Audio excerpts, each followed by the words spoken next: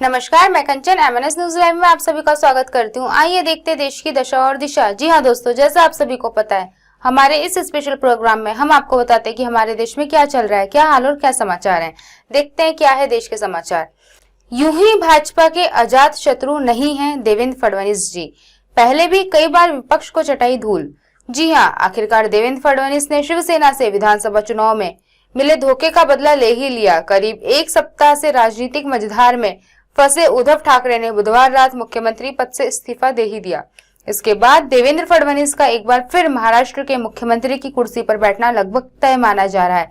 वह 31 महीने और एक सप्ताह बाद फिर से महाराष्ट्र के मुख्यमंत्री बन सकते हैं। यह पहला मौका नहीं है जब देवेंद्र फडणवीस ने विपक्षियों को धूल चटाई है। इससे पहले भी वह कई बार इस तरह के राजनीतिक चमत्कार कर चुके हैं।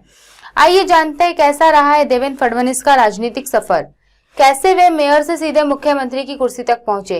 देवेंद्र फडणवीस महाराष्ट्र की राजनीति का वो नाम है जिन्हें चुपचाप इसी तरह बड़े उलटफेर करने के लिए जाना जाता है।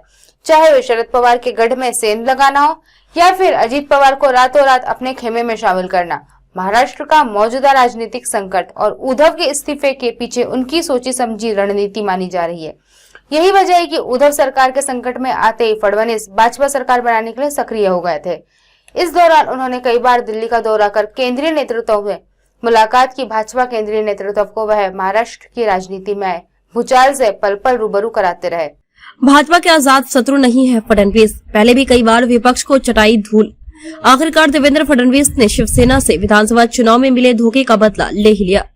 करीब एक सप्ताह से राजनीतिक मझधार में फंसे उद्धव ठाकरे ने बुधवार रात मुख्यमंत्री पद से इस्तीफा दे दिया है। इसके बाद देवेंद्र फडणवीस का एक बार फिर महाराष्ट्र के मुख्यमंत्री की कुर्सी पर बैठना लगभग तय माना जा रहा है। वह 31 महीने और एक सप्ताह बाद फिर से महाराष्ट्र के मुख्यमंत्री बन सकते हैं। ये पहला मौका नहीं है जब देवेंद्र फडणवीस ने विपक्षियों को धूल चटाई है। इससे पहले भी वह कई बार इस तरह के राजनीतिक चमत्कार कर चुके हैं। आइए जानते हैं कैसा रहा देवेंद्र फडणवीस का राजनीतिक सफर, कैसे वह मेयर से सीधे मुख्यमंत्री की कुर्सी तक पहुंचे। देवेंद्र फडणवीस महाराष्ट्र की राजनीति का वह नाम है जिन्हें चुपचाप इसी तरह बड़े उलटफेर करने के लिए जाना जाता है। चाहे वो शरद पवार के गढ़ में सेंध लगाना हो या फिर अजीत पवार को रातों रात अपने खेमे में शामिल करना, महाराष्ट्र का मौजूदा राजनीतिक संकट और उद्धव के इस्तीफे के पीछे उनकी सोची समझी रणनीति मानी जा रही है। यही वजह है कि उद्धव सरकार के संकट में आते ही फडणवीस भाजपा सरकार बनाने के लिए सक्रिय हो गए थे। इस दौरान उन्होंने कई बार दिल्ली का दौरा कर केंद्रीय नेतृत्व से मुलाकात की। भाजपा केंद्रीय नेतृत्व को वह महाराष्ट्र की राजनीति में आए भूचाल से पल पल रूबरू कराते रहे। आइए जानते हैं महाराष्ट्र के पूर्व मुख्यमंत्री देवेंद्र फडणवीस ने कैसे आरएसएस की शाखा से महाराष्ट्र की राजनीति के शिखर तक का सफर तय किया।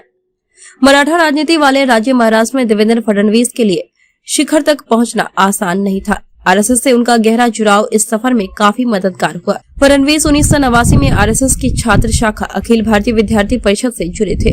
साथ ही फडणवीस पीएम नरेंद्र मोदी और गृह मंत्री अमित शाह के भी भरोसेमंद रहे हैं।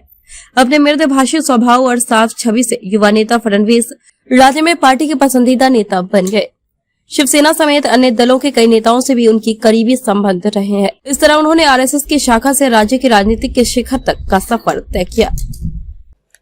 आइए जानते हैं महाराष्ट्र के पूर्व मुख्यमंत्री देवेंद्र फडणवीस ने कैसे आरएसएस की शाखा से महाराष्ट्र की राजनीति के शिखर तक का सफर तय किया। मराठा राजनीति वाले राज्य महाराष्ट्र में देवेंद्र फडणवीस के लिए शिखर तक पहुंचना आसान नहीं था। आरएसएस से उनका गहरा जुड़ाव इस सफर में काफी मददगार हुआ।